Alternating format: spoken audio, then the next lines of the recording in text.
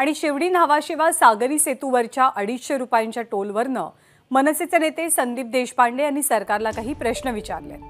निवडणुका आहेत म्हणून 250 रुपयांचा टोल आहे का, आणि जर 250 रुपयांचा टोल आकारणार असाल तर पुढचे 5 वर्ष हाच टोल ठेवावा अशी मागणी देशपांडेंची आहे। यासोबतच देशपांडे यांनी राज ठाकरे आणि मुख्यमंत्री शिंदेंमध्ये वैचारिक साम्य असल्याची बाब नमूद केली।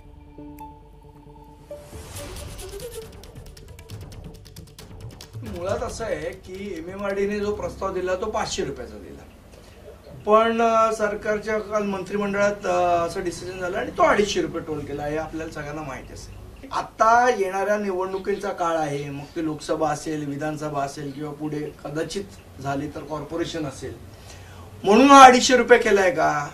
जर तुम्हाला 250 रुपये टोल ठेवायचा असेल तर तो पुढच्या किमान 5 वर्षासाठी तरी तुम्ही 250 रुपये ठेवला पाहिजे।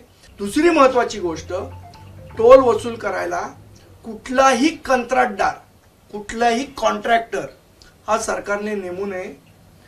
जे काय टोलचे पैसे येतील ते डायरेक्ट सरकारकडे जमा झाले पाहिजेत। मुळात असं आहे की बघा, शिवसेना शिंदेगड असेल किंवा महाराष्ट्र नवनिर्माण सेना असेल, आयडिओलॉजिकली तरी आमच्यात कुठला डिफरन्सेस नाहीये, पण युती करायची की नाही किंवा आयडिओलॉजिकल डिफरन्सेस जरी नसले तरी काही पॉलिटिकल डिफरन्सेस असू शकतात। युती करायची की नाही या संदर्भातला अंतिम निर्णय हा सन्माननीय राजसाहेब ठाकरे घेतील। 10 तारीखला आमदार अपात्रते संदर्भातील निर्णय आहे, मात्र त्याआधीच मुख्यमंत्री म्हणतात की मी 8 महिने अजून मुख्यमंत्री राहणार आहे।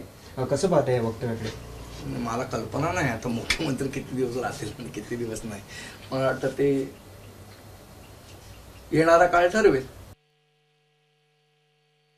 गेल्या 10 वर्षात जे बघितलं तर राष्ट्रवादींनी पैसे भरपूर खाल्ले, बाकी कोणी काय खाल्लं किंवा कोणी काय खाल्लं मला माहित नाही, पण राष्ट्रवादींनी कमिशन आणि पैसे भरपूर खाल्ले हे बघितलं आपण।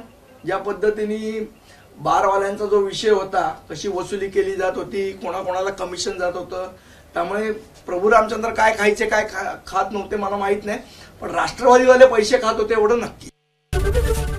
एबीपी माझा, उघडा डोळे बघा नीट।